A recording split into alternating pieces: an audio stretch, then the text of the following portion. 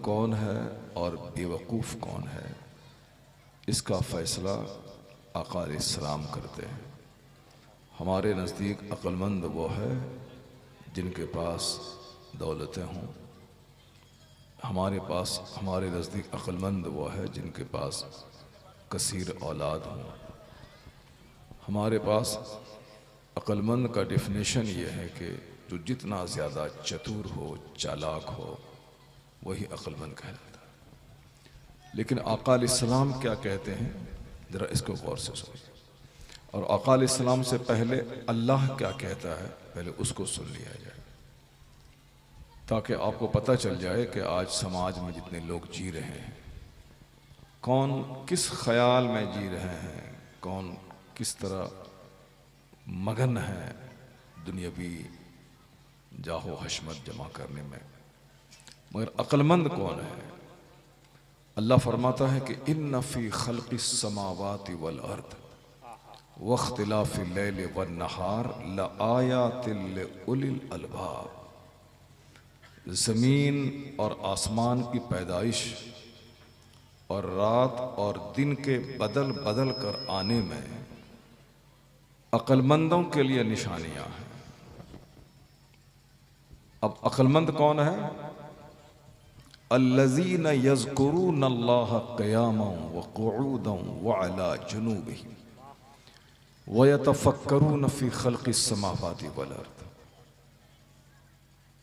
जो लोग अल्लाह का जिक्र करते हैं खड़े, बैठे, लेटे, और ज़मीन और आसमान की पैदाइश में यानी पूरी दुनिया में गौर व फिक्र करते हैं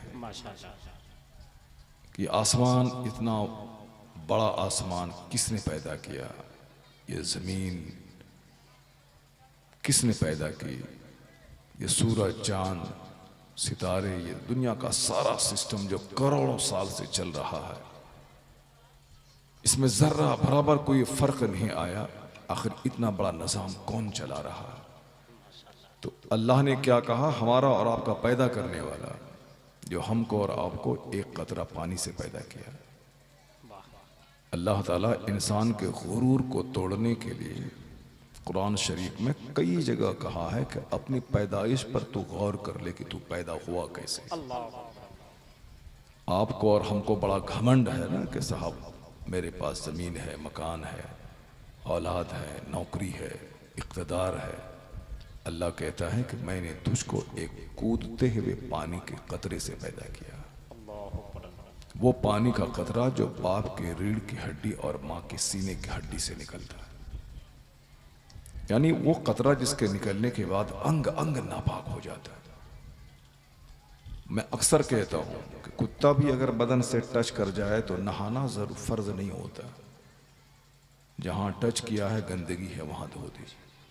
सूअर जैसा जानवर, वो भी अगर आपके बदन से टच कर जाए तो जहां गंदगी लगी है उतना धो दीजिए, आप पाक हो जाए। आप खेत खलियान में हैं, पानी नहीं है, आपने पेशाब कर लिया, आपने पखाना कर लिया, पानी नहीं है, नहाना जरूरी नहीं, आप घर आ जाइए, जहां पेशाब के कतरे लगे हैं उसको धो दीजिए, आप पाक हैं। नहाना जरूरी कब है? वो मनी का कतरा जो शहवत से निकल जाता है, अंग अंग नापाक हो जाता है। सर से लेके पांव तक पूरे जिस्म में पानी पहुंचाना फर्ज होता है। सुई की नोक के बराबर कोई जगह सूखी रही तो गुस्ल ही नहीं होगा, अगरचे 100 बाल्टी पानी से आप नहा लें। वो पोजीशन कब पैदा होती है? जब बंदा नापाक होता है, यानी मनी का कतरा निकल जाता है, फिर अंग अंग नापाक हो जाता है, गुस्ल फर्ज हो जाता है। तो उसी कतरे से ये इंसान पैदा हुआ है, जिस कतरे के निकलने के बाद अंग अंग नापाक हो जाता है। और वो कतरा निकलता कहां से है? यखरुजु मिन बैनि सुल्बि वत्तराइब। कुरान शरीफ में अल्लाह फरमाता है वो कतरा निकलता है बाप की रीढ़ की हड्डी से और माँ के सीने की हड्डी से। बुजुर्गों ने कहा है कि जब भी तुझको लगे कि मैं कुछ हूं, आज समाज तबाह बर्बाद हो गया, चूंकि समाज में घमंड और गुरूर बढ़ गया। आज गांव देहात भी रहने के काबिल नहीं है और बड़े बड़े शहर भी रहने के काबिल नहीं, चूंकि हर जगह गुरूर ने डेरा जमा लिया। पहले गांव घर में रहने को दिल करता था, क्योंकि सारे लोग एक दूसरे की कद्र करते थे, एक दूसरे को सम्मान देते थे। अमीर गरीब के घर आता था, गरीब अमीर के घर जाते थे। ईद के दिन ले लें, पूरे गांव में एक मोहब्बत का माहौल होता था। मालदार गरीब के दस्तरखान पे बैठ के खाते थे, गरीब मालदार के घर खाते थे। लेकिन आजकल हर आदमी अपने घर में खाता है, कोई किसी के घर नहीं जाता है। सब अपने आप में मस्त रहता है कि मैं हूं, कुछ हूं, मैं क्यों उसके पास जाऊं, मैं क्यों उसको सलाम करूं।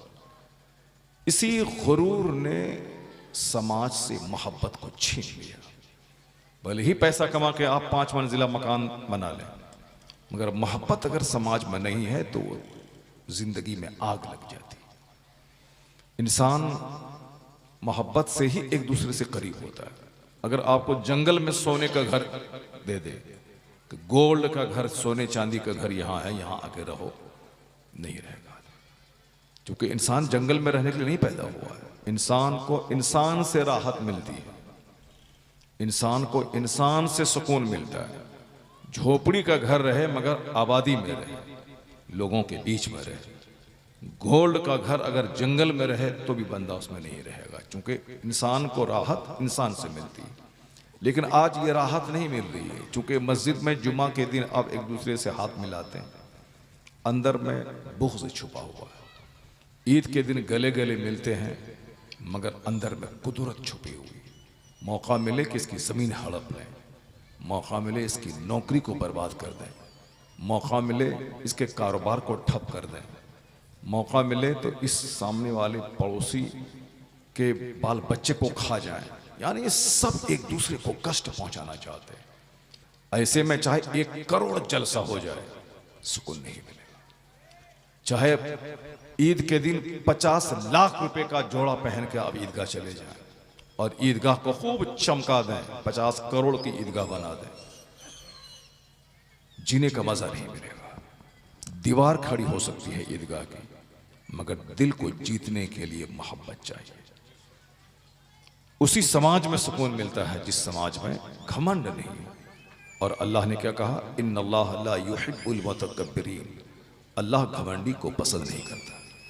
और हुजूर ने क्या कहा, ला यदखुलुल जन्ना मन कान फी क़ल्बिही मिस्क़ालु ज़र्रतिन मिन किब्र, राई के बराबर भी किसी के सीने में घमंड रहा तो वह जन्नत में दाखिल नहीं होगा। राई के बराबर।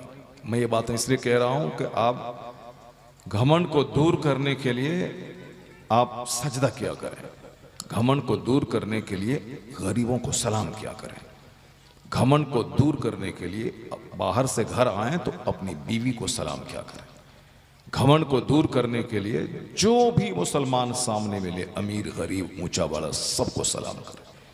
एक दिन में 50 बार सलाम करना पड़े तो 50 बार सलाम करें। ये बात मैं नहीं कहता हूं, ये बात आपके पैगंबर कहते हैं। आका अलैहिस्सलाम कहते हैं कि ला तदखुलूनल जन्नत हत्ता तुमिनू, जन्नत में नहीं जाओगे जब तक कि मोमिन न हो जाओ, ईमान न ले आओ। वला तुमिनू हत्ता तहाब्बू, मोमिन नहीं बनोगे जब तक कि आपस में एक दूसरे से मोहब्बत ना करो। ये हुजूर कहते हैं मुसलमान बनने के लिए मोहब्बत करना जरूरी है। अब आगे आका फरमाते हैं कि एक नुस्खा मैं तुझको बताता हूं जिससे मोहब्बत पैदा हो जाएगी। आका फरमाते हैं, अवला अदुल्लुकुम अला शैइन इज़ा फ़अलतुमूहु तहाब्बतुम, अफ़शुस सलाम बैनकुम। आका फरमाते हैं, एक बात मैं तुझे नहीं बता दूं कि अगर तुम अमल करोगे तो आपस में मोहब्बत पैदा हो जाएगी।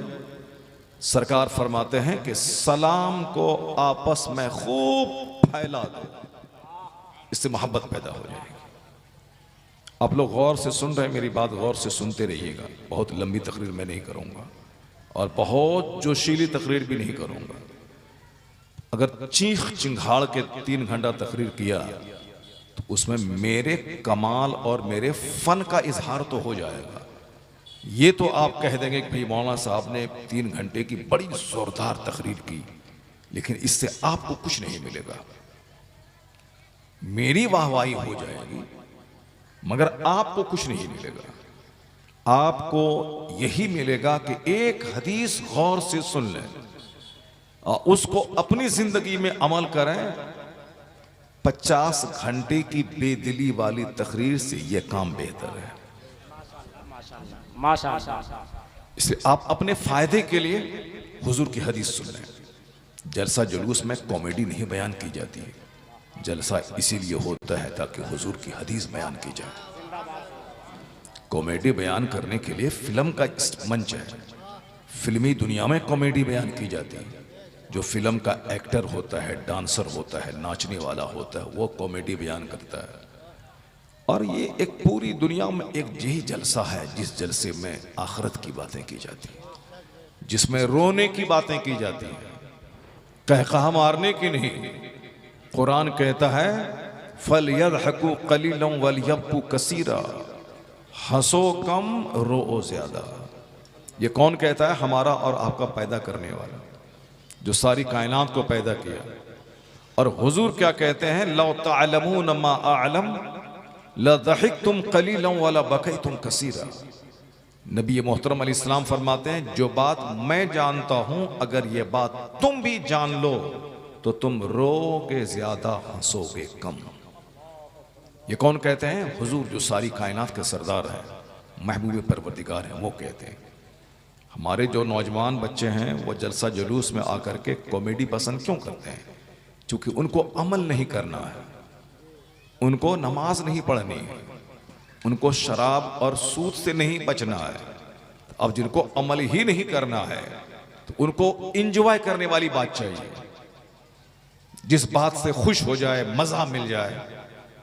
अब अगर कोई मजा देने वाली बात अगर कह दिया तो फिर वो लुच्चे लफंगे छोकरे उसी को पसंद करने लगते हैं, क्योंकि उसको अल्लाह से डरना नहीं है, उसको जन्नत जाने का ख्याल नहीं है, उसको एक नशा है कि दुनिया में इंजॉय करना है। तो अब वो इंजॉय चाहे कॉमेडी सुन के हो जाए, चाहे फिल्म देख के हो जाए, चाहे डांस देख के हो जाए, चाहे कोई चिकनी चपड़ी बगैर सर पैर की बातें सुन के, जैसे कोई मदारी खेल लगाता है, उसकी चिकनी चपड़ी बातें सुनने के लिए 100 आदमी की भीड़ लग जाती है।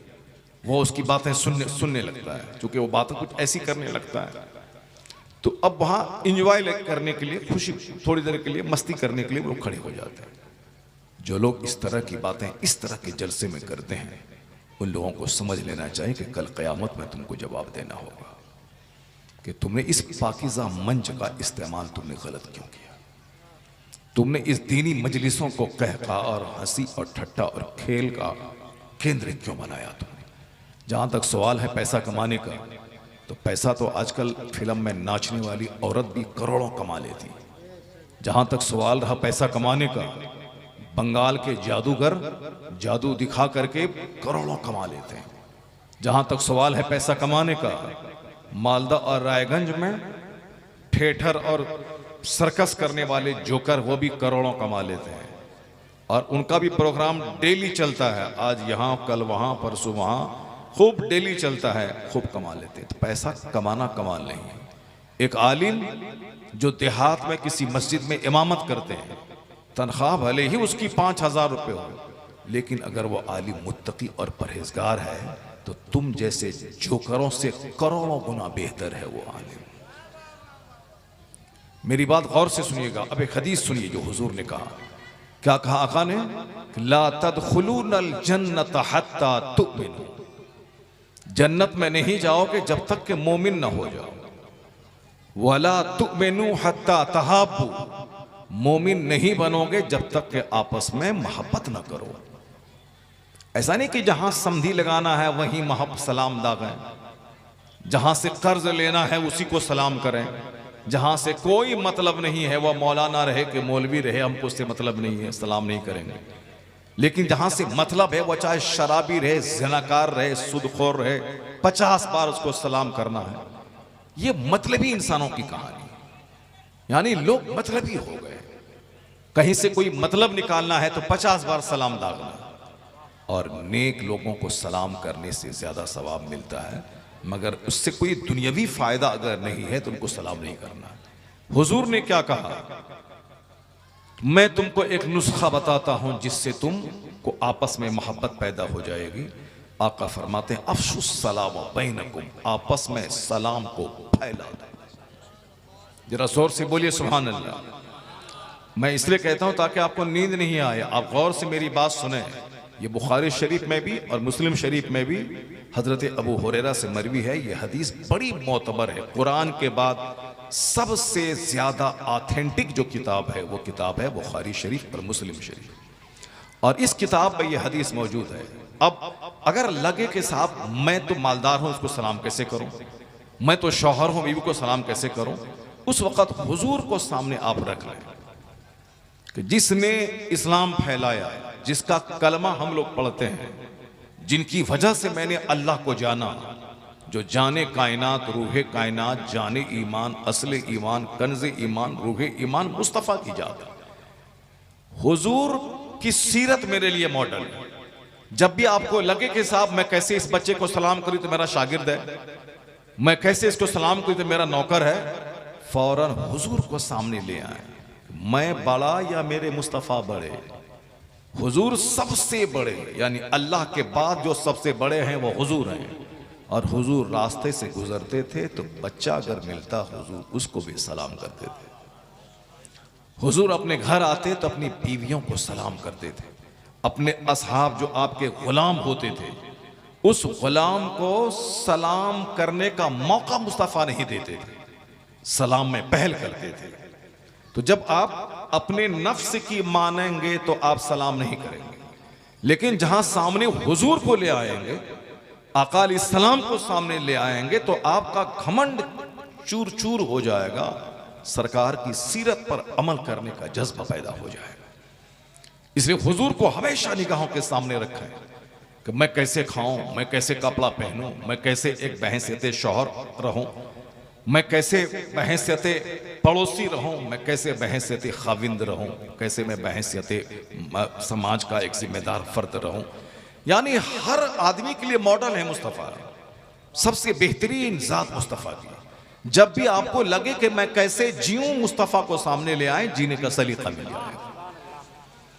अब जरा गौर से सुनिए, एक दूसरी हदीस में आका फरमाते हैं तसाफहू, आपस में मुसाफा किया करो, इससे सीने की कुदूरत दूर होगी। मुसाफा किया करो, हर नमाज के बाद मुसाफा करो। एक दिन में 50 बार मुलाकात हो मुसलमान भाई से, मुसाफा करो। हाथ में एक ऐसी रग होती है जिसके दबने से मोहब्बत बढ़ जाती है। जब मुसाफा करें तो थोड़ा सा दबा दिया करें, वो रग अगर दबी अब मोहब्बत उससे पैदा हो जाए। मुसाफा करें, अपने छोटे छोटे बच्चों से मुसाफा करें, उसको मुसाफा करना सिखाएं आप, एक अच्छी जिंदगी का मजा मिलेगा। आजकल बच्चे जवान होने के बाद भी अपने बाप को सलाम नहीं करते। बाप को एक अरमान ही रह जाता है कि मेरे बच्चे मुझको सलाम करें, या फिर ईद के दिन ही सिर्फ बच्चा सलाम करता अपने वालिद को, जबकि मसला है कि रोजाना अगर 100 बार मुलाकात हो तो 100 बार सलाम करना चाहिए। अगर एक बार कहा अस्सलामु अलैकुम व रहमतुल्लाहि व बरकातहू तो 30 नेकी मिल गई। अगर रोजाना 100 बार बंदा सलाम करे तो आप समझ सकते हैं कि 3000 नेकी मिल गई। और हर दिन अगर 100 बार करे तो जोड़ लीजिए कि एक महीने में कितने हजार नेकी मिल गई। इस नेकी करने के लिए पाक रहना जरूरी नहीं, इस नेकी के लिए वजू करना जरूरी नहीं, इस नेकी के लिए बहुत अच्छे पाक साफ कपड़े पहनना जरूरी नहीं। भले ही आप नापाक हैं लेकिन आप सलाम कर सकते हैं। भले ही मेरी माँ बहन बेटियां वो उस बारिक के दिनों में नापाक हैं, उस दिन में कुरान शरीफ नहीं पढ़ सकती हैं, नमाज नहीं पढ़ सकती हैं, लेकिन सलाम तो कर सकती हैं। वो अपनी सास को सलाम करें, एक दिन में 50 बार करें। ये जो आज एक आमतौर पर समाज में बातें देखी जा रही हैं कि साहब सास और बहू में एक जबरदस्त कांटे का टक्कर होता है, न सास बहू को देखना चाहती है और न बहू सास को देखना चाहती है। बहुत पढ़े लिखे आप हैं मगर शादी के बाद मुतालबा होता है कि जल्दी से अपनी माँ से अलग मेरा इंतजाम करो वरना मैं तेरे निकाह में नहीं रहूंगी, मुझको तलाक दे दो।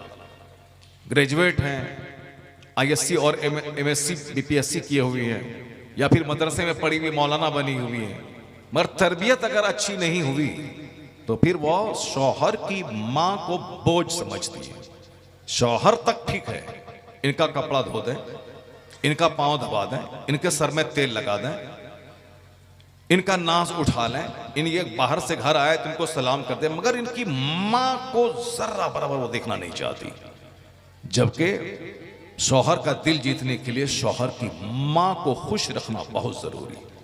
जिस दिन बेटे का जमीर जाग गया कि ये मेरी मां की तौहीन कर रही है, उस दिन तलाक तय है। अगर तलाक नहीं भी हुई तो भी इस शौहर का प्यार नहीं पा पाएगी, बस एक जिंदगी गुजर जाएगी। जैसे समाज में नफरत है, अदावत है, दुश्मनी है, लड़ाई झगड़ा है, एक एक बालिश जमीन के लिए मार धाड़ काट है, गाली गलौज है, सुबह से शाम तक 50 बार गालियां हैं, मार धाड़ है, फिर भी लोग जी रहे हैं, एक साथ जी रहे हैं, गालियों के बीच में जी रहे हैं, मारपीट के बीच में जी रहे हैं, केस मुकदमा के बीच में जी रहे हैं, साहब गीबत और चुगलखोरी के बीच में जी रहे हैं, जबरदस्ती जी रहे हैं, मगर जीने का मजा नहीं मिल रहा है। जीने का मजा वहां मिलता है जहां गाली नहीं हो, जहां मोहब्बत के जुमले हो, जहां नफरत नहीं हो, जहां मोहब्बत के जलवे हो, जहां मारधाड़ केस मुकदमा नहीं हो, जहां सब्र का जज्बा हो, अपनी तरफ से तकलीफ नहीं पहुंचाई जाए, दूसरा तकलीफ पहुंचाए तो सब्र किया जाए। वो समाज है जन्नती समाज, वो समाज है जिसमें रहमतें उतरती हैं, वो समाज है जिस समाज में फरिश्ते रहते हैं, वो समाज है जिस समाज में बगैर भूखे पिए मन लगता है, वो समाज है जिसमें झोपड़ी और महल का फर्क मिट जाता है। क्योंकि महल में रहने वाला फकीर झोपड़ी में रहने वाले को वो इज्जत देता है, तो फिर वहां महल की चाहत नहीं रह जाती। जहां महल वाले को सम्मान मिलता है और झोपड़ी वाले का अपमान किया जाता है, वहां हर आदमी शराब बेचकर, सूद खा के, चोरी करके, डकैती करके महल बनाना चाहता है, क्योंकि समाज में इज्जत उसी को मिलती है जो इसके पास महल हो। अब हमको भी इज्जत हासिल करने के लिए महल चाहिए। अब महल के लिए पैसा नहीं है तो चोरी करें, डकैती करें, दूसरों की जमीन हड़पें, चाहे शराब बेचें, सूद खाएं, जैसे भी हो, मगर मुझको मकान बनाना। और आज आप देखते होंगे समाज में नमाज एक वक्त की छोड़ना हराम है, मगर कोई मलाल नहीं, मगर पैसा चाहिए। घर से बाहर निकल गए, दिल्ली पंजाब चले गए, कुछ लोग इंडिया से बाहर निकले, सऊदी अरब चले गए, दुबई, कतर, कुवैत चले गए। अब वहां बिल्कुल जानवरों की तरह 16-16 घंटे, 18-18 घंटे खटना है, 5 साल रहना है, पैसा कमा के लाना है, बस एक छोटा सा घर बना लेना है। बस सबको एक मकान का नशा चढ़ा हुआ है। यानी 5 साल तक रोजाना की नमाजें छोड़ता रहा, बड़ा बड़ा गुनाह करता रहा, शराब पीना हराम, नमाज छोड़ना हराम, जिना करना हराम, नमाज छोड़ना हराम, सूद खाना हराम, नमाज छोड़ना हराम। ऐसा नहीं कि सूद ही गुनाह है, नमाज छोड़ना कोई गुनाह नहीं है, बुढ़ापे में पढ़ लेंगे, नहीं नहीं। जब नमाज फर्ज हुई उस वक्त से एक एक नमाज को छोड़ना हराम और गुनाह कबीरा है। नमाज फर्ज हुई 15 साल में, यह धड़ल्ले से 50 साल की उम्र तक सिर्फ पैसा कमाता रहा और 25 साल दिल्ली पंजाब में रेड़ी चला के पैसा कमाया और गांव में आकर के ईंट जोड़ के छत डाल के एक घर बना लिया। अब यह कहता है कि मैंने बहुत बड़ी कामयाबी हासिल कर ली। तो सब तो घर बना रहा है, सबके पास तो 4 मंजिला मकान है। पहले झोपड़ी थी तो मोहब्बत थी, और आज महल हो गए, मोहब्बत रुखसत हो गई। पहले कोई राजदूत खरीदता था तो 50 लोग आकर के मुबारकबादी देते थे कि वाह माशाअल्लाह आपने राजदूत खरीद लिया। आज 5 लाख की बुलेट भी कोई खरीद ले तो पड़ोसी ताकता तक नहीं है, मुबारकबादी तक नहीं देता है। पड़ोसी का चेहरा मारे गुस्सा और नफरत के तमतमाने लगता है, उसी गुस्से में उसको देखने तक नहीं जाता है। पहले जमाने में कोई ईंट डालता था बुनियाद में, उसके ऊपर में टट्टी, उसके ऊपर में शेड, टीन, अल्बेस्टर, तो मोहल्ले के लोग जमा हो जाते थे, कहते थे वाह माशाअल्लाह बड़ा अच्छा घर बना है, अल्लाह बरकत दे। लेकिन आज 5 मंजिला घर बनाए कोई देखने को नहीं आता है, चूंकि नफरत है, आपकी तरक्की से चिढ़ने वाले लोग मौजूद हैं। तो 25 साल कमाए, घर बना लिया, उस घर बनाने का फायदा क्या हुआ? 0। लोगों का दिल नहीं जीता गया, बल्कि नफरतें बढ़ गई, अदावतें बढ़ गई, चिढ़ने वाले लोग बढ़ गए। जो रिश्तेदार पहले आते थे वो आना बंद कर दिया, जो रिश्तेदार पहले सलाम करते थे सलाम करना बंद कर दिया। ये रिजल्ट है किसका? नमाजें छोड़ के पैसा कमाना। अल्लाह को नाराज करके पैसा कमाना, जन्नत को भूल करके दुनिया में महल बनाना, कब्र की फिक्र किए बगैर सिर्फ दुनिया की फिक्र करना, आखिरत की फिक्र को छोड़कर सिर्फ दुनिया के मुस्तकबिल बाल बच्चों की फिक्र करना, तो अल्लाह ने सुकून कहां रखा है, अल्लाह ने चैन कहां रखा है? न सोफे में रखा है, न गद्दे में रखा है, न 10 मंजिला मकान में रखा है। अगर रखा होता तो 10 मंजिला घर में रहने वाला जहर खा के क्यों मरता? अगर सोफे में सुकून था तो सोफे में बैठने वाला फांसी के फंदे पे क्यों लटकता? और अगर महल में सुकून है तो महल में तलाक क्यों होती? महल में लड़ाई झगड़े का माहौल क्यों होता? अगर डीएम बनने के बाद सुकून मिलता तो फिर एक आईएएस पदाधिकारी वो जहर खा के क्यों मरता? अगर फिल्म में नाचने में सुकून मिलता तो फिर फिल्म में नाचने वाला सुशांत सिंह राजपूत वो फांसी के फंदे पे क्यों लटकता? अगर खूबसूरत औरत होना जिसको 1 लाख छोकरे देखना चाहते हैं, इसीलिए नीम बरहना कपड़ा पहनना ताकि गर्दन खुली रहे, गला खुला रहे, पेट खुला रहे, ताकि आसपास के जितने लड़के हैं वो चाह करके उस पर नजर डाल डाल के देखें और मुझको लगे कि साहब मेरे परस्तार बहुत हैं, मेरे तलबगार बहुत हैं, मुझसे मोहब्बत करने वाले बहुत हैं। यही वजह है ना कि साहब एक कट पीस वाला कुर्ता पहनना, कट पीस वाला साफ पैंट पहनना, कट पीस वाला दुपट्टा को हटा करके साहब एक कट पीस यानी लिबास पहनने के बाद भी नंगी बने रहना। क्या मतलब है उसका? मतलब यही है कि 10 लोग मुझको देखें, 10 लोग मुझको चाहें, 10 लोगों की नजर मुझ पर पड़े। इसी शौक ने उसे नीम बरहना कर दिया। जब इसी तरह से नाचना कूदना दूसरों को दिखलाना ही जिंदगी में मजा लेना हुआ, तो वो गर्ल जिसको 1 करोड़ लगे देखना चाहते थे, उसकी सड़ी हुई लाश उसके घर से क्यों निकली? वह जहर खा के क्यों मर गई? 5 दिन के बाद पुलिस वाले ने दरवाजा तोड़ के उसकी लाश को क्यों निकाला घर से? इसका मतलब है कि सुकून न फिल्म में नाचने में है, न 36 मंजिला मकान बनाने में है, न डीएम बनने में है, न इंजीनियर और डॉक्टर बन के दूसरों को लूटने में है। तो सुकून है कहां? कुरान कहता है अला बिज़िक्रिल्लाहि तत्मइन्नुल कुलूब, जान ले के दिलों को आराम तो अल्लाह के जिक्र में मिलता है, सुकून तो तिलावत और इबादत में मिलता है, सुकून तो जिक्र अज़कार में मिलता है, सुकून तो मुस्तफ़ा पे दुरूद भेजने में मिलता है, सुकून महल बनाने में नहीं, सुकून तो मिट्टी के घर में मिलता है, सुकून तो जन्नत की तैयारी में मिलता है, सुकून शराब पीने में नहीं, सुकून तो पानी पीकर अल्लाह को सजदा करने में मिलता है। और इससे हट के अगर दुनिया के लोग एंजॉय करना चाहेंगे, मर जाएंगे, उनके बाल बच्चे उनके हाथ से निकल जाएंगे। इसलिए आप मुसलमान होने के नाते ये काफिराना सोच अपने दिमाग से हटा दीजिए कि महल बनने के बाद ही इज्जत मिलेगी। जब से मैंने दिमाग में ये भूत को पाल लिया है, आदमी की जिंदगी का सुकून खत्म हो गया है। कर्जा लेकर के महल बनाना है। एक आदमी नौकरी कर रहा है, 50,000 रुपये महाना मिल रहा है। किस कदर जब तक जिंदगी है मजे की जिंदगी गुजरेगी, जब तक वो जिंदा है। हर महीने 50,000 रुपये कमाना और 50,000 रुपये से अपने बाल बच्चे की परवरिश करना, बाल बच्चों को पढ़ा लिखाना। लेकिन मालूम है उसके दिमाग में मकान बनाने का जुनून बस जाता है। अब वह मकान बनेगा कितने में? 25 लाख में, क्योंकि पड़ोस का जो घर है उससे अच्छा घर बनाना है। अब ये 25 लाख रुपए कहां से आएंगे? उसको तो हर महीने 50,000 मिल रहा है। 25 लाख रुपए ये गवर्नमेंट से कर्ज लेता है, कर्ज लेता है, और हर महीने 50,000 रुपये तनख्वाह में से 25,000 रुपये वो काट करके बैंक वाले को देता है। अब रह गया कितना? 25,000 रुपये। तो पहले 50,000 में पेट नहीं भरता था, तो अब 25,000 में कैसे पेट भरेगा? तो अब क्या करेगा? सामने वाले से कर्जा लेके फ्रिज खरीदेगा, सामने वाले से कर्जा लेकर के वॉशिंग मशीन खरीदेगा, क्योंकि उसको मुकाबला करना है। समाज में इज्जत पाने के लिए फ्रिज चाहिए, समाज में इज्जत पाने के लिए साहब वॉशिंग मशीन चाहिए, क्योंकि ये बीवी सर के बाल नोच लेगी। आप क्या कमाते हैं? फलां के घर में वॉशिंग मशीन है, फलां के घर में डबल डोर वाला फ्रिज है, आप तो सिंगल डोर वाला फ्रिज आपके पास है। अब ये मरता क्या ना करता, दूसरे से कर्जा लेकर के डबल डोर वाला ऊंचा वाला फ्रिज ले आता है 50,000 में। अब साहब वॉशिंग मशीन वो ले आता है 30,000 रुपये में। अब गर्मी के मौसम में सख्त गर्मी पड़ रही है, समाज में कोई एक आदमी एसी लगाया। अब ये बीवी कहती उसके घर में बड़ा ठंडा लग रहा था, बड़ा मजा आ रहा था। आप कमाते हैं, क्या करते हैं, कहाँ लुटा देते हैं आप? एक एसी लगा दीजिए।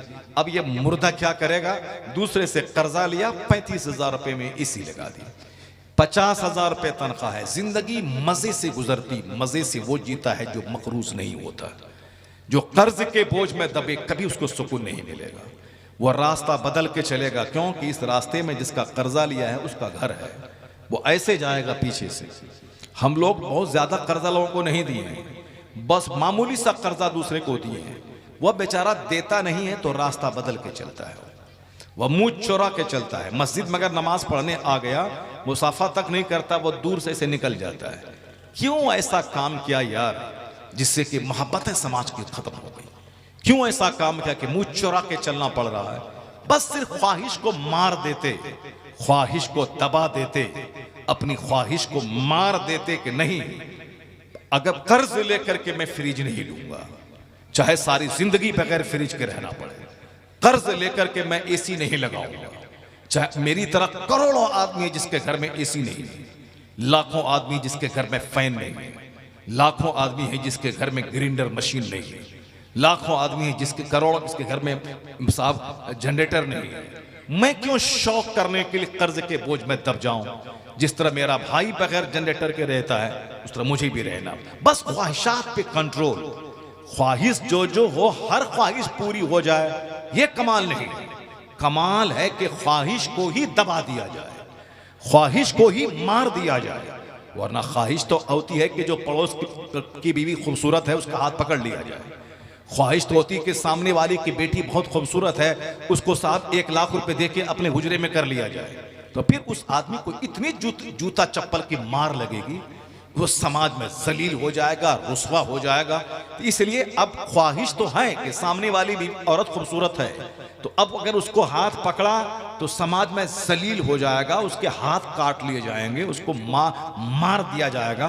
तो अब इतनी जिल्लत सहने से बेहतर है कि ख्वाहिशात को मार दिया जाए, ख्वाहिश को मार दिया जाए। वरना शराब पीने का शौक जिसको लग गया, वो अपनी बीवी को बेच के शराब पीता है, वो अपनी जवान बेटी को ज़िना करने के लिए जवान के हवाले करके पैसा लेके शराब पीता है। तो शराब पीना कमाल नहीं है, उस ख्वाहिश को दबा देना ये कमाल की बात है। उस ख्वाहिश को दबा देना ये कमाल की बात है, वरना तेरी बीवी बिक जाएगी।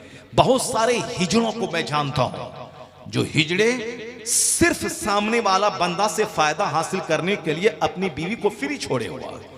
वह जानता है कि सामने वाला ये हिजड़ा मेरी बीवी से गलत काम करता है, लेकिन चूंकि इसका फायदा उसमें छुपा हुआ है कि सामने वाला बंदा या तो इसको कर्ज देता है, या सामने वाला बंदा से इसका कोई अपना जाती इंटरेस्ट है, या ये उसकी बीवी से फंसा हुआ है, वो अपनी बीवी को उसके लिए छूट दिया हुआ है।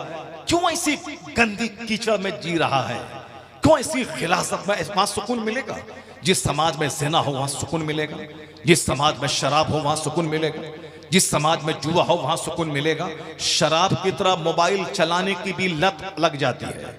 जैसे शराब पीने की लत लगी कि मकान बेच के शराब पीता है, उसी तरह मोबाइल चलाने की भी लत लग जाती है। शौहर से क्या प्यार कर पाएगी?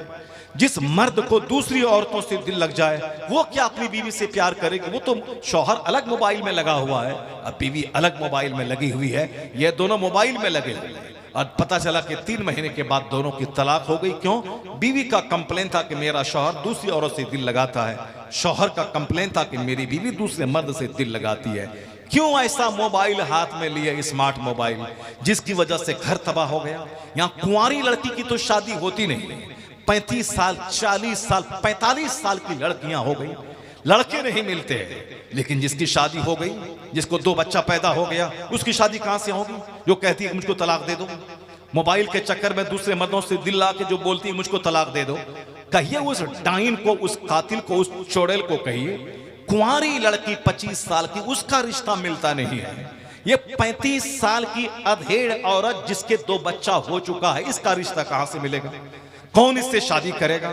और जो इसको मुंह दिखा दिखा करके मोबाइल पे मटक मटक के बोला है कि मैं तुझको कबूल कर लूंगा, मैं तेरा हर नाज उठाऊंगा, मैं तेरा पांव चाट के पीऊंगा, मैं तेरा पांव धो के पीऊंगा, ये जब तक वह मिली नहीं है तब तक ही ये ड्रामा कर रहा है। लेकिन जिस दिन वह मिल गई, एक बार वह उससे मुलाकात कर लिया, एक बार उससे सोहबत कर लिया, फिर यह चाहेगा कि इसको कत्ल कर दें, सामने से हटा दें। फिर वो चाहेगा कि इसको अपने दोस्तों के जरिए इसको मार के हटा दें। बेशुमार लड़के, आप लोग रोजाना खबरें सुन रहे हैं कि दिल्ली में एक बंदा किसी लड़की से मोहब्बत किया, बगैर निकाह के उसके साथ रहने लगा, और अब तो जब सारा मजा चख लिया तो अब वो जान रहा है कि ये तो चुड़ैल है, इसको बड़ा गुस्सा ज्यादा है, बहैसियते बीवी इसके साथ रहना बड़ा मुश्किल है, ये बीवी बन के मेरा दिमाग चाटेगी, चूंकि वो सब कुछ जान गया उसका, इसके पास बुद्धि कितनी है, ब्रेन कितना है, गुस्सा कितना है, जिद कितनी है। तो अब वो रास्ते से अगर बोलेगा शादी नहीं करूंगा, तो वो बोलेगी कि तुमने हमारे को 5 साल तक मेरा एक्सप्लॉयटेशन किया है, ये फोटो है फला होटल का, ये फोटो है फला जगह का, मैं पुलिस वाले को दिखला दूंगा, मैं तुझको अरेस्ट करवा दूंगा। तो अब ये दिखला देगी पुलिस वाले को कि इन्होंने मुझको शादी का झांसा देकर मेरे जिस्म का शोषण करता रहा, ये फोटो है होटलों का, और अब ये कहता है कि मैं शादी नहीं करूंगा। तो पुलिस वाला उसको पकड़ के जेल में डाल देगा, उसको और शादी करवाएगा। तो अब ऐसा हो कि पुलिस वाले को भी खबर ना हो और फिर शादी भी इससे नहीं करना पड़े, उसका एक रास्ता है कि इसको रात के टाइम में इसको काट करके 50 टुकड़ों में बांट करके नदी में फेंक दिया जाए। आए दिन इस तरह की खबरें आती। एक मुसलमान की लड़की एक गैर मुस्लिम लड़के से मोहब्बत किया, नागपुर की, ढाबा देखकर, दौलत देखकर, माल देखकर, और 1-2 महीने के बाद उसका गला दबा करके नहर के पानी में फेंक दिया उसको। इसी तरह रोजाना इस तरह की खबरें आ रही है। ये मोबाइल में जो चिकनी चपड़ी जो सूरतें दिख पड़ती हैं और जो प्यार मोहब्बत का ढोंग जो लड़का रचाता है, वह सिर्फ एक दिन उसके बदन को नोचना चाहता है। नोचने के बाद फिर वो उससे शादी नहीं करेगा। जो शौहर, जब बाप ने शादी कराया, धूमधाम से शादी हुई, सारा समाज जिस शादी का गवाह है, जिस शादी में बाप ने 50 लाख रुपए खर्चा किया है, जब वो शौहर तुझको नहीं भा रही है, उस शौहर को तुम छोड़ रही है, वो सामने वाला छोकरा तो जानेगा कि बाप जमीन बेच के शादी कराया, शौहर ने 10 लाख रुपए मेहर की रकम दे करके इससे शादी की है, इससे एक बच्चा भी पैदा हुआ। जब ये चुड़ैल या डाइन उस शौहर का नहीं हुई तो ये मेरा कैसे बनेगी, या मेरा कैसे बनेगी? इसलिए 2-4 दिन फायदा उठाया, उसको कत्ल करके गटर में डाल दिया। खिलाफे पैगंबर कसे रह गुज़ीद कि हर चीज बमंजिल न खाहत रसीद। जो मुस्तफा के खिलाफ काम करेगा कभी मंजिल मकसूद पर नहीं पहुंचेगा। बरकत तो उस शादी में होती है जो शादी माँ बाप की रजामंदी से होती है। बरकत उस शादी में होती है जो शादी अल्लाह रसूल के नाम पे होती है। जहां जिना हो वहां सुकून नहीं है, जहां निकाह हो वहां सुकून है। और वो निकाह बाबरकत है जो निकाह सिंपल हो, आसान हो। वो निकाह बाबरकत है जिसमें शौहर से टूट के प्यार किया जाए, जिसमें शौहर को अपना मालिक मुख्तार समझा जाए, जहां शौहर को नौकर और छबेला नहीं बल्कि शौहर को अपना ताजदार समझा जाए। हुजूर ने कहा है अगर अल्लाह के अलावा दूसरे को सजदा करना जायज होता तो हर औरतों को आदेश होता कि अपने शौहर को सजदा किया करे। इतना बड़ा मकाम शौहर का है। ये शौहर सिर्फ साथी नहीं है कि सिर्फ जिस्म का संबंध हो, बल्कि शादी के बाद रूह का संबंध कायम हो जाता है। 80 साल की बुढ़िया और 80 साल का बूढ़ा, ये दोनों डॉक्टर के पास जाते हैं और ये बूढ़ा कहता है डॉक्टर बाबू ये मेरी बुढ़िया को बचा दे वरना मैं मर जाऊंगा। अगर ये जवान कहता तो कहते इसके जिस्म से प्यार है, मगर हाथ कांप रहा है, कमर झुक गई है, फिर इस बूढ़ी से इसका क्या संबंध है? यह संबंध जिस्म का नहीं है, यह संबंध रूह का संबंध है, यह संबंध प्यार का संबंध है। वहां तो जवान है, जिस्म से फायदा उठाया, 50 टुकड़ों में काट के गटर में डाल दिया। लेकिन यहां निकाह हुआ है, अल्लाह के नाम पे निकाह हुआ है, मुस्तफा के नाम पे निकाह हुआ है। तो अब 80 साल की उम्र हो गई, नफरत नहीं बल्कि मोहब्बत बढ़ती चली जाती है।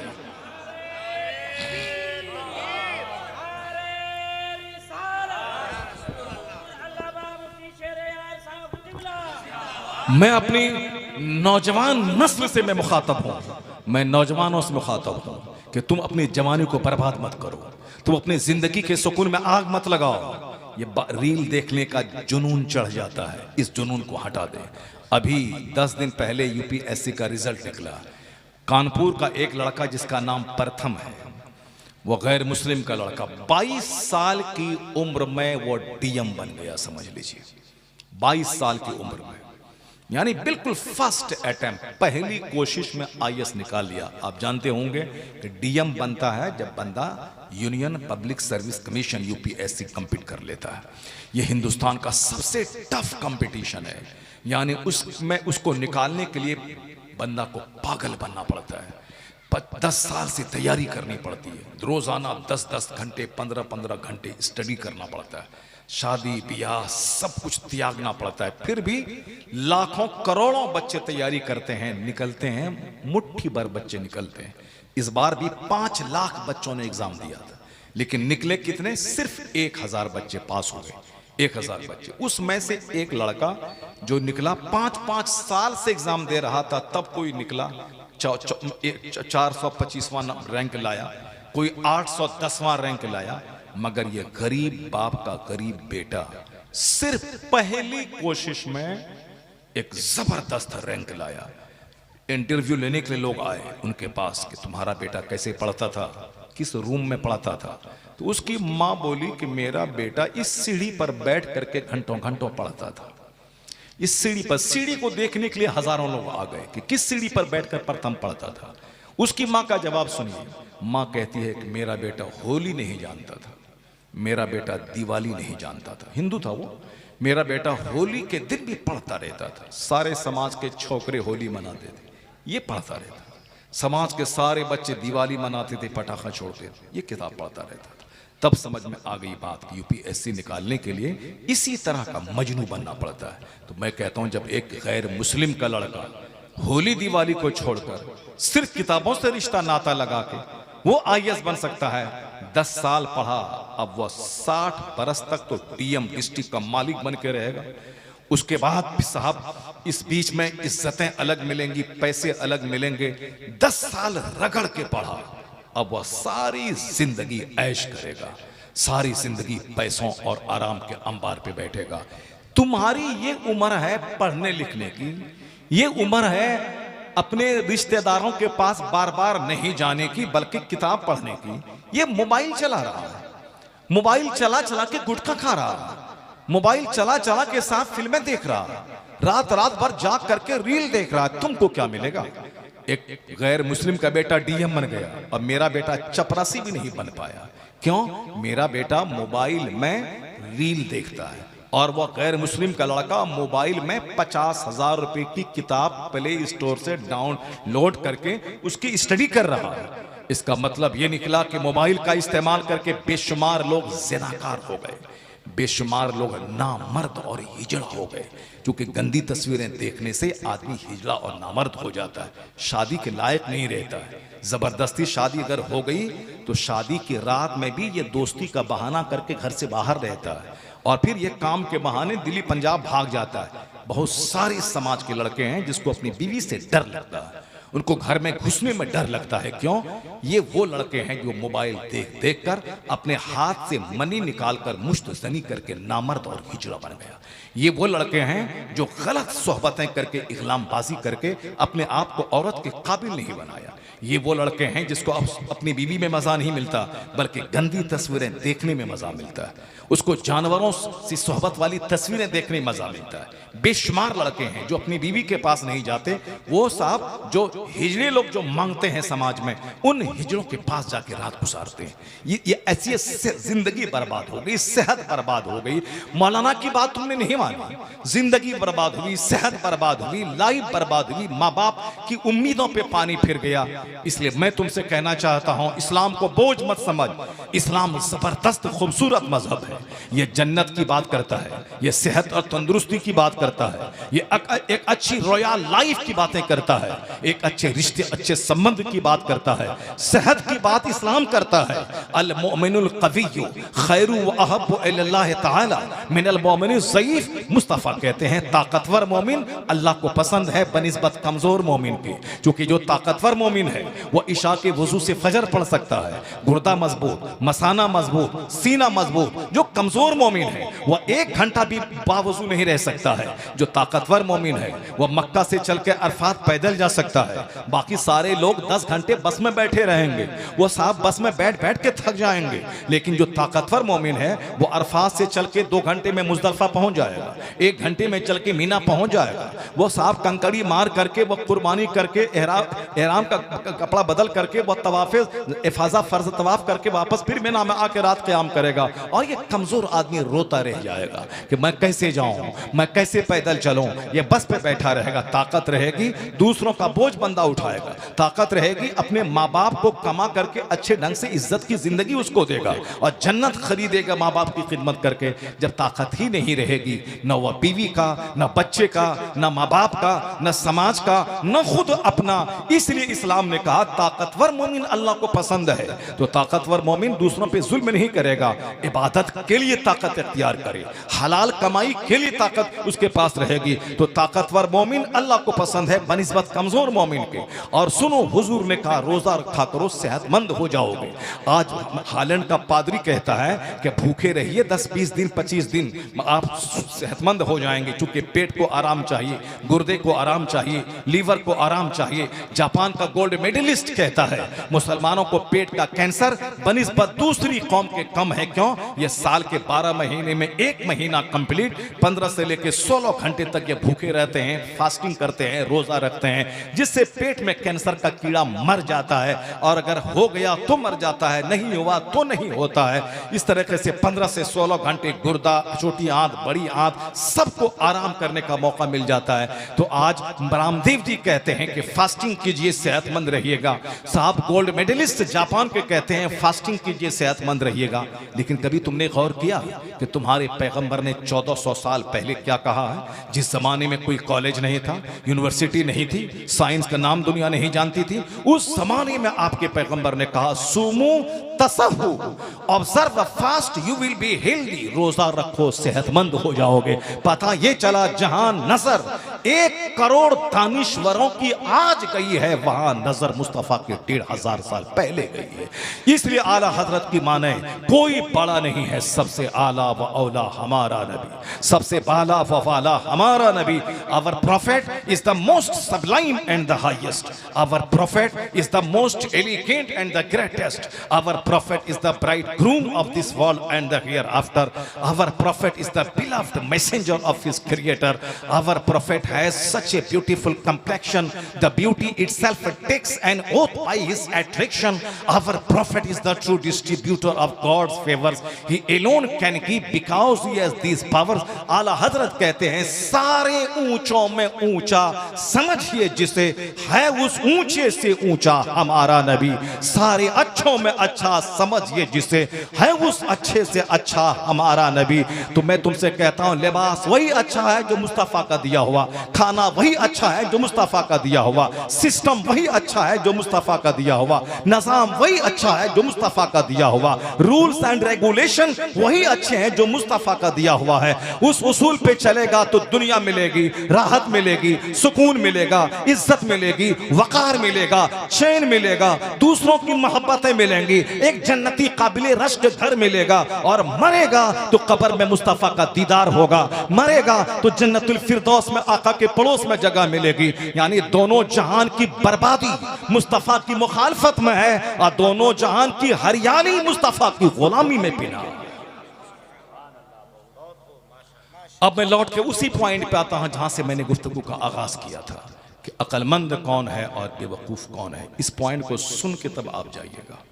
बातें बीच में आ गई, बात से बात पैदा होती है, बातें पैदा होती हैं, बहुत काम की बातें पहुंच गई। मैंने हो सकता है कि 10-20 नौजवानों में 1-2 नौजवान का दिल हिल जाए, वो कमबैक यूटर्न ले ले जिंदगी में, जो वो दिमाग में घुसेड़ा था कि साहब मजा लेने के लिए तो ये करना पड़ेगा। अगर उसके दिमाग से भूत निकल गया तो समझने के जलसा कराने की मेहनत वसूल हो गई। सबको बदलना जरूरी नहीं है। एक बंदा अगर बदल गया तो हदीस में आया है कि ये अली, अगर तेरी वजह से एक बंदा नेक हो गया तो अरब के सुर्ख ऊंट से यह काम तेरे लिए बेहतर है। 50 करोड़ की बिल्डिंग बनाने से बेहतर है कि एक नौजवान की कैरेक्टर बिल्डिंग कर दिया जाए, यानी उसकी किरदार साजी कर दी जाए। आज आवा का आवा बिगड़ा हुआ है।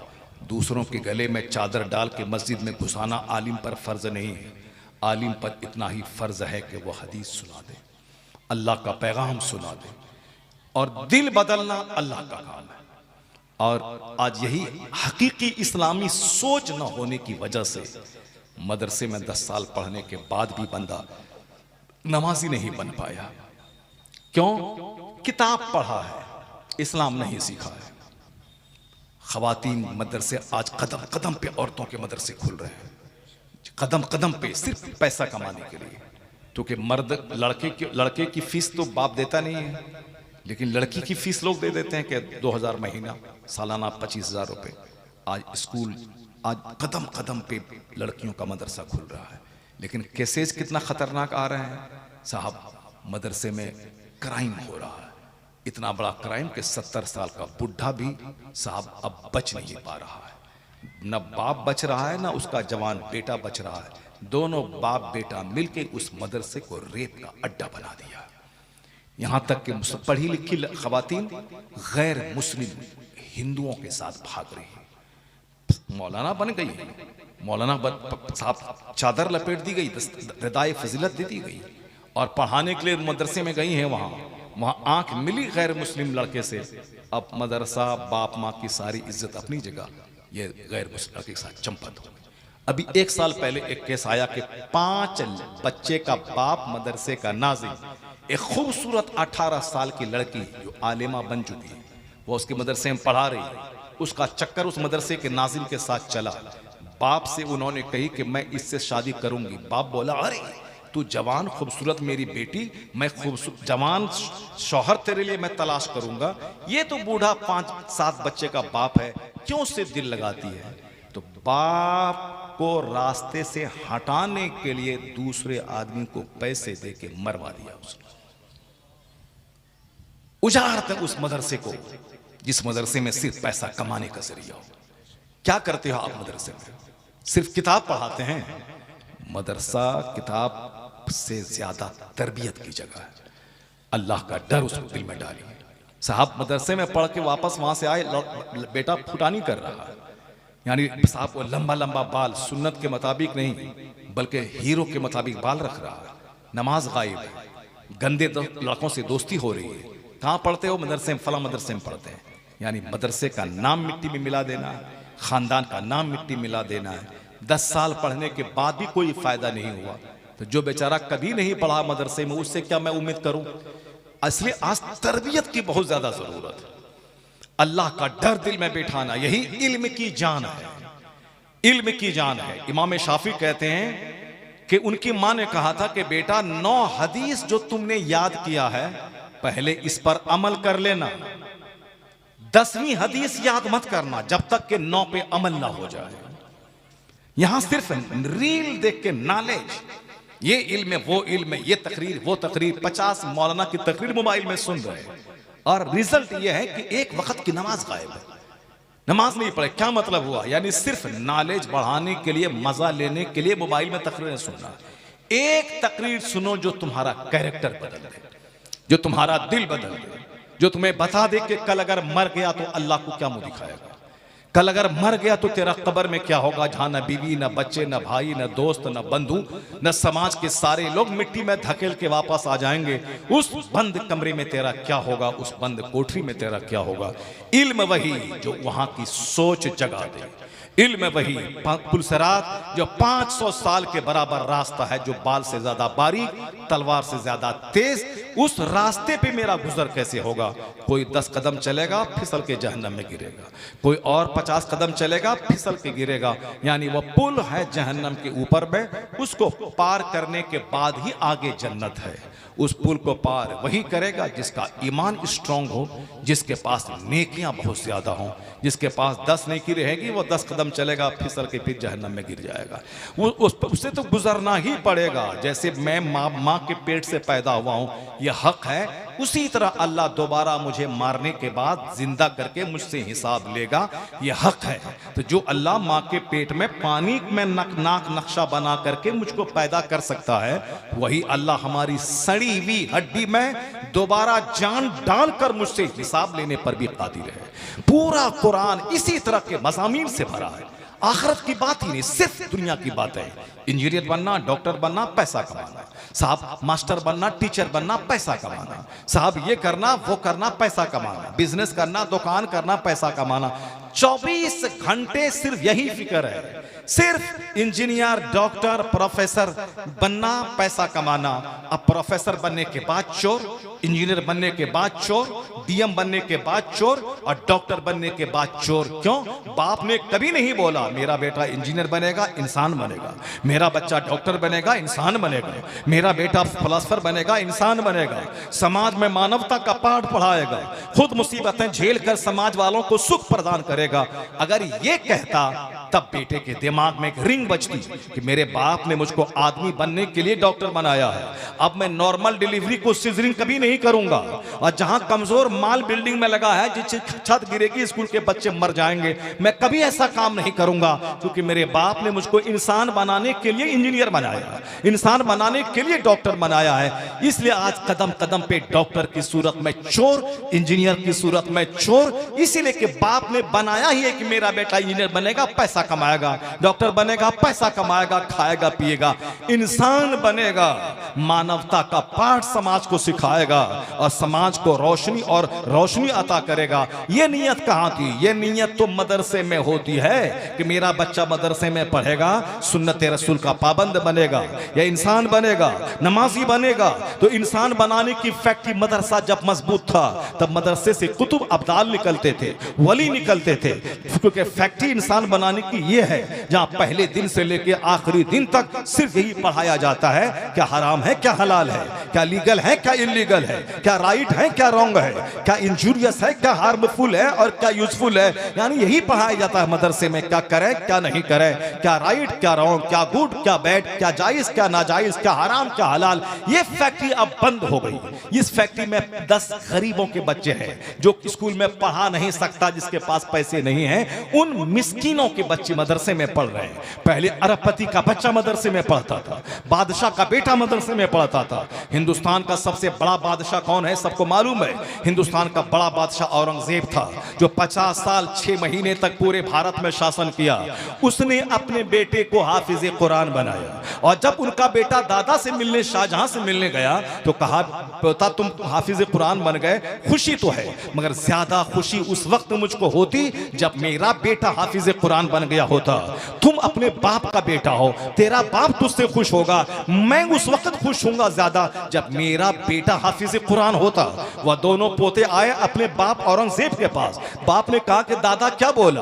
कहा अब्बू दादा ये बोले कि तू तो बेटा जिसका है तेरा बाप खुश होगा, मेरा बेटा अगर हाफिज कुरान बनता तो मुझको जबरदस्त दिली खुशी हासिल होती।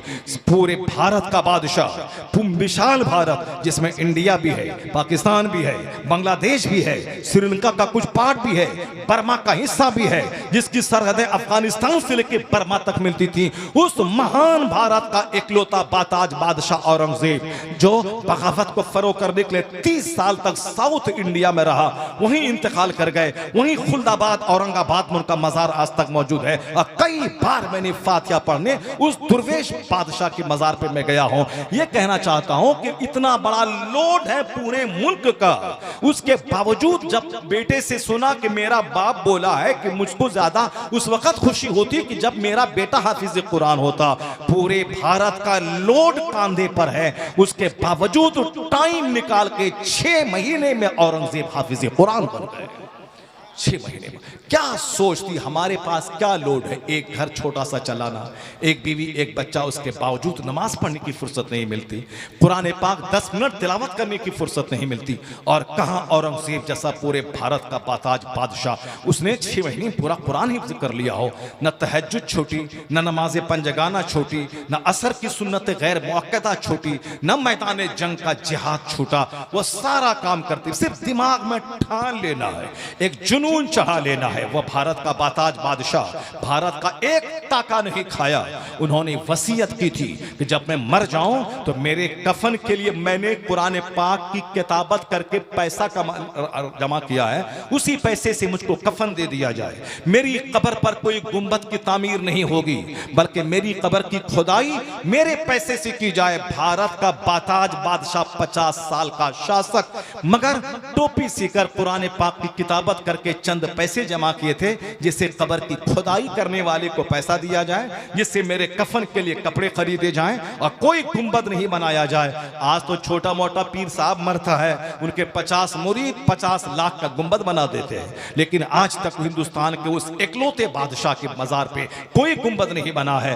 वरना गवर्नमेंट चाहती इंडिया की तो एक जबरदस्त आलीशान 50 करोड़ रुपए की लागत से गुंबद की तामीर हो जाती। नहीं गवर्नमेंट चाहती, मुसलमानों का एक बड़ा तबका जो उनसे मोहब्बत करता है वो बना देता, लेकिन उनकी वसीयत थी कि मेरी कब्र पे गुंबद की तामीर न की जाए। मैं कहना चाहता हूं, इतना बड़ा बादशाह वो जिम्मेदारी सारी निभाते हुए भी सारा काम कर रहा है, उसके मुकाबले में मेरे पास कौन सी जिम्मेदारी है, मेरे कांधे पे कौन सा लोड है? और फिर सिर्फ खा खा की जिंदगी गुजार देना, सो की जिंदगी गुजार देना, सिर्फ साहब बात कर कर के जिंदगी गुजार देना।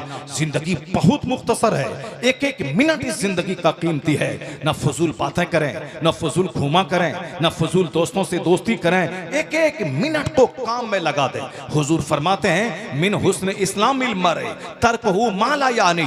एक मोमिन के इस्लाम का हुस्न है कि ला यानी चीजों को छोड़ दिया जाए। यानी जो ला यानी चीज है, जो मीनिंगलेस चीज है, जो अर्थहीन है, जो बेकार की चीजें हैं, उन बेकार की चीजों को छोड़ दिया जाए। यानी बेकार का खाना, बेकार का पहनना, बेकार की बातें करना, बेकार का घूमना, बेकार का सोना। सोना जरूरी है 6 घंटे, अब 12 घंटे सोना ये बेकार का सोना है। खाना जरूरी है 3 से 4 रोटी, मगर 10-10 रोटी दबा देना ये बेकार का खाना है। तो बेकार का खाना नुकसानदेह है, बेकार का सोना जिंदगी को घटाता है, बेकार का कपड़ा एक धोने के लिए एक बोझ बन जाता है। यानी न बेकार का कपड़ा पहने, न बेकार का खाना खाए, न बेकार की बातें करे। बातें करते करते चप्पल निकलती है और फिर दनादन चप्पल चेहरे पे पड़ने लगती है। क्यों? जबान से कोई ऐसी बात बोल दिया जिससे सामने वाला चप्पल जूता चलाना शुरू किया। जो अभी पान खिला रहा था अब चप्पल से मार रहा है।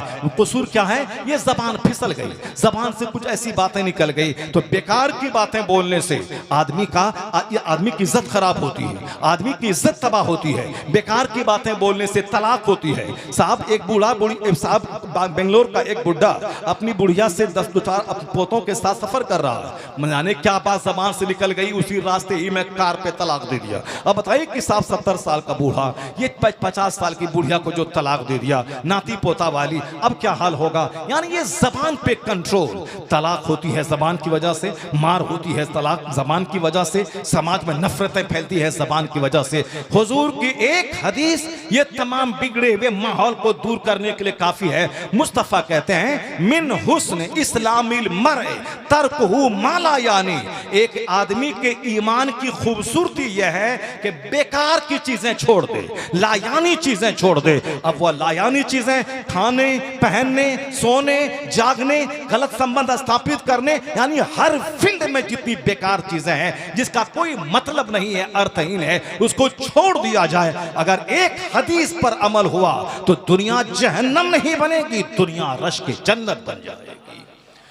कि मोहम्मद से वफा तूने तो हम तेरे हैं, ये जहाँ चीज़ है क्या लौह कलम तेरे हैं। समाज में सिर्फ लोग बात करना जानता है, सिर्फ चकड़ चकड़ जबान कैंची की तरह चलाता है। ये नहीं समझता कि मेरी इस बोली से मैं जहन्नम के किस गड्ढे में गिर रहा हूँ। बातें ऐसी निकलती हैं जिसकी वजह से बंदा जहन्नम के गड्ढे में क़यामत तक गिरता रहेगा। इसलिए ज़बान पे कंट्रोल, अपनी शर्मगाह पे कंट्रोल, अपनी ख्वाहिशात पे कंट्रोल। अब सुनिए हुजूर क्या कहते हैं। आका फरमाते हैं, अल कय्यसु मन दाना नफ्सा। पूरी तकरीर का निचोड़ उसी हदीस की तशरीह है, उसी हदीस को मैंने फैला दिया है। अब मैं समेट कर वो हदीस पढ़ता हूँ, उसका तर्जमा करता हूँ, फिर उसके बाद मैं आपसे रुखसत होता हूँ। हुजूर कहते हैं, अल कय्यसु मन दाना नफ्सा व अमिल लिमा बअदल मौत। अक्लमंद वो है जो अपने नफ्स को दबाता रहे और वो अमल करे जो अमल दुनिया में नहीं, मरने के बाद उसके काम आए। क्यों? दुनिया में 60-70 साल जीना है, 60-70 साल 1 मिनट है अल्लाह के नजदीक। और मरने के बाद जहां जाना है उस दुनिया का एक दिन 50,000 साल के बराबर है।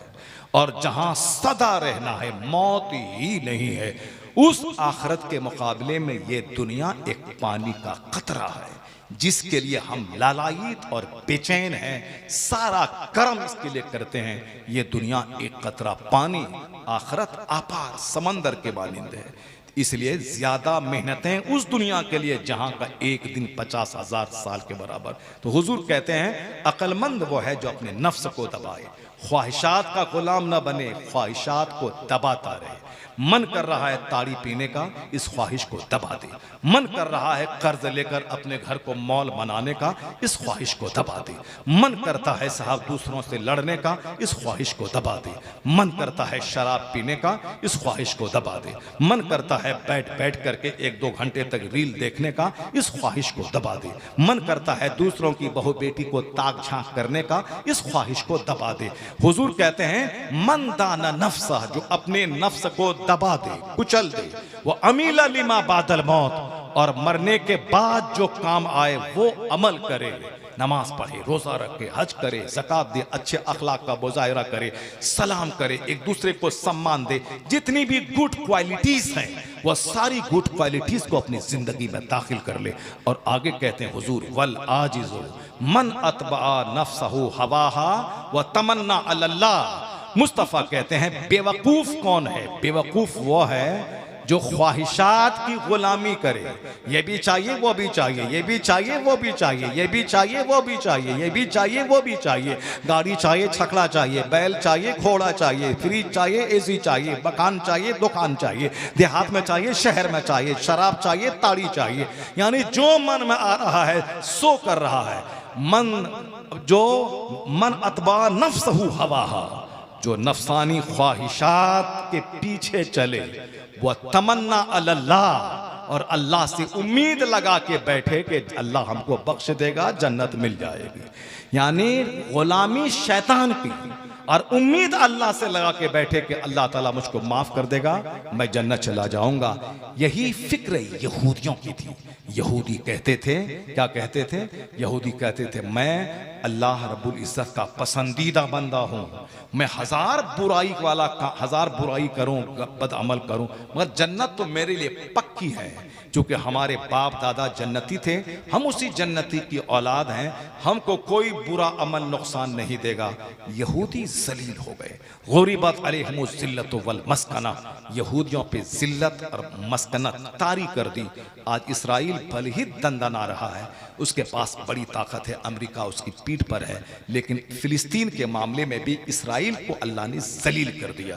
कहा था 5 दिन में पूरा गाजा तबाह कर दूंगा, मगर 2.5 साल में भी हमास जिंदा, फिलिस्तीन के लोग जिंदा। उन्होंने जुल्म किया, घर तोड़ दिया, शहर तोड़ दिया, मगर वह गाजा पे कब्जा नहीं कर सका। तो जो बोला था 5 दिन में तबाह कर दूंगा, 2.5 साल में भी नहीं तबाह कर पाया।